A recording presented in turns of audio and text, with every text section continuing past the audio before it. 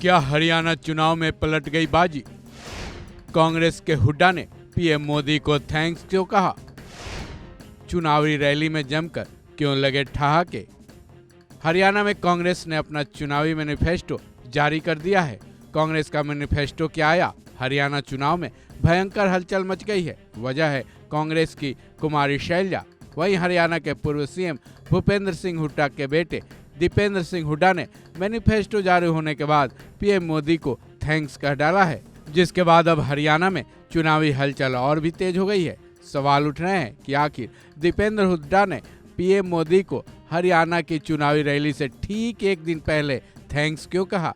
इस सवाल की गंभीरता इसलिए भी बढ़ जाती है क्योंकि दीपेंद्र हुड्डा भूपेंद्र हुड्डा के बेटे हैं और सीनियर हुड्डा का कुमारी शैलजा से फिलहाल विवादों का नाता है। ऐसे में अब सवाल ये भी उठ रहे हैं कि क्या हरियाणा में कांग्रेस की बाजी पलट गई है? चलिए जानते हैं क्या है ये पूरा मामला। दरअसल दीपेंद्र हुड्डा हरियाणा के करनाल में चुनावी रैली में थे, जहां उन्होंने हंसते हुए पीएम मोदी को धन्यवाद कहा। हालांकि उन्होंने इस धन्यवाद की वजह भी बताई है, जिसके बाद चुनावी रैली में पहुंची जनता और कांग्रेस नेता कार्यकर्ताओं ने जमकर ठहाके लगाए।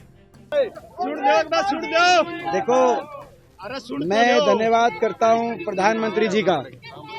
मैं धन्यवाद करता हूं। मैं धन्यवाद एक मिनट। मैं धन्यवाद करता हूं प्रधानमंत्री जी का, विशेष तौर पे धन्यवाद, क्योंकि प्रधानमंत्री जी आ रहे हैं और बीजेपी के तमाम नेता आ रहे हैं।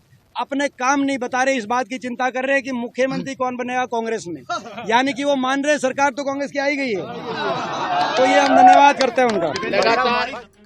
तो सुना आपने, पीएम मोदी को दीपेंद्र हुड्डा ने धन्यवाद के जरिए उन पर तंज कसा। वहीं हरियाणा की जीत को लेकर उन्होंने क्या कुछ कहा, चलिए वो भी सुन लेते हैं।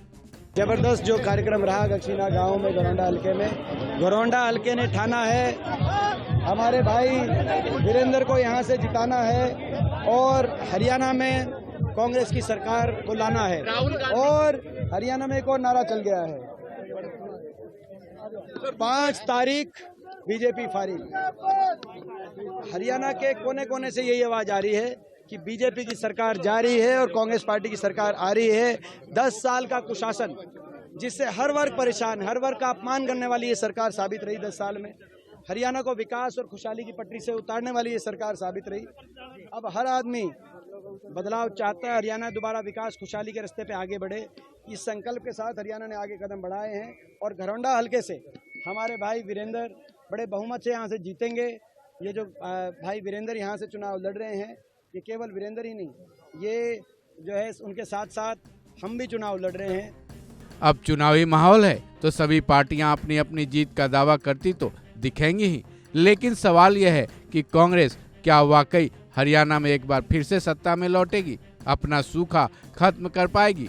क्योंकि हुड्डा शैलजा विवाद ने तो इस चुनाव में एक अलग ही माहौल बना दिया है, जिसको हथियार बनाकर बीजेपी अपना खेला खेल रही है। बहरहाल हरियाणा के इस चुनावी रण में किसकी जीत होगी और किसकी हार, ये फिलहाल कहा नहीं जा सकता। इस खबर में बस इतना ही। बाकी अपडेट्स के लिए जुड़े रहें वन इंडिया हिंदी के साथ।